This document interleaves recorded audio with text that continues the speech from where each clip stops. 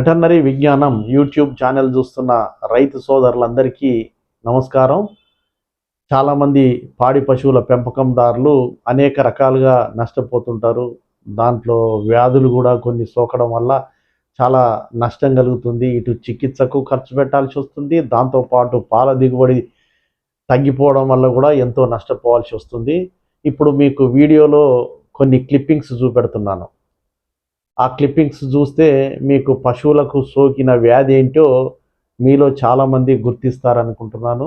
గత 2 సంవత్సరాల్లో మన దేశంలో సుమారు 2 లక్షల పశువులు ఈ వ్యాధి లక్షణాలతో మరణించాయి. కొన్ని లక్షల పశువులు పాలు ఇవ్వకుండా వట్టిపోయాయి. ఇప్పటికే మీకు అర్థమైపోయింది అనుకుంటాను. ఈ వ్యాధి పేరే లంపీ స్కిన్ డిసీజ్. దీన్నే ముద్ద చర్మ వ్యాధి అంటారు. ఈ వ్యాధి ఉభయ తెలుగు రాష్ట్రాల్లో గతంలో సోకింది, ప్రస్తుతం కూడా అక్కడ మనందరం చూస్తూనే ఉన్నాం. చికిత్సకు చాలామంది మందులు వాడారు, చాలా ఖర్చు పెట్టారు.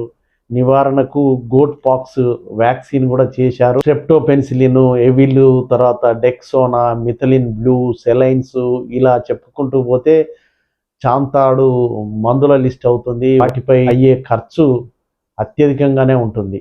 ఈ విధంగా చికిత్సకు వేలు ఖర్చు చేసిన రైతులు ఎంతోమంది ఉన్నారు. చికిత్సతో పాటు పాల దిగుబడి తగ్గిపోవడం, పశువులు వట్టిపోవడం వల్ల కూడా ఆర్థికంగా ఎంతో నష్టపోయారు. ఈ విధంగా పలు రకాలుగా ఈ వ్యాధి సోకడం వల్ల రైతులకు నష్టం కలిగింది. ఇలాంటి క్లిష్ట పరిస్థితుల్లో ఉన్నటువంటి రైతాంగానికి ఉపశమనం కలిగించే ఒక శుభవార్త ఏంటో మీకు తెలియజెప్పాలని ఈ వీడియో చేస్తున్నాను. ఈ మధ్యనే భారత్ బయోటెక్ ఇంటర్నేషనల్ అనుబంధ సంస్థ అయినటువంటి బయోవెట్ అతి త్వరలో ఈ లంపీ స్కిన్ వ్యాధికి టీకాలు అందుబాటులోకి తీసుకురాబోతున్నారు. ఈ టీకాల పేరే బయో లంపీ వ్యాక్సిన్. దేశంలో ఇది మొదటి వ్యాక్సిన్ కావడం విశేషం. హిస్సార్లోని ఐసిఆర్, ఎన్ఆర్సిఈ సంస్థలు అందించిన lumpy skin disease virus Ranchi 209 స్ట్రెయిన్తో వ్యాక్సిన్ను బయోవెట్ సంస్థ అభివృద్ధి చేసింది. ఈ టీకాలను ఐసిఆర్, ఎన్ఆర్సిఈ, ఐవిఆర్ఐ మొదలగు ఆత్మక సంస్థల్లో పరీక్ష కూడా చేయడం జరిగింది. అంతేకాకుండా central drug standards control organisation కూడా ఈ వ్యాక్సిన్కు లైసెన్స్ ఇవ్వడం జరిగింది. ఈ టీకాలు చాలా సురక్షితమైనవి, బాగా పనిచేస్తాయి.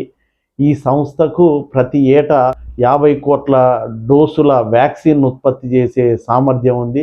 అందువల్ల భవిష్యత్తులో దిగుమతులపై ఆధారపడాల్సిన అవసరం లేదు. లంపీ వ్యాక్సిన్ పశువులకు వేయిస్తే లంపీ స్కిన్ డిసీజ్ వ్యాధి తగ్గుముఖం పడుతుండలో ఏమాత్రం ఆశ్చర్యం లేదు.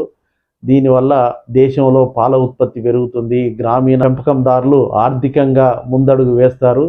కరోనా లాంటి గడ్డు కాలంలో కరోనా వ్యాక్సిన్ను విడుదల చేసి ఎంతోమంది జీవితాలను రక్షించిన ఈ సంస్థ సాధ్యమైనంత త్వరగా ఈ వ్యాక్సిన్ను కూడా విడుదల చేసి రైతుల్ని ఆదుకుంటారని ఆశిస్తున్నాను.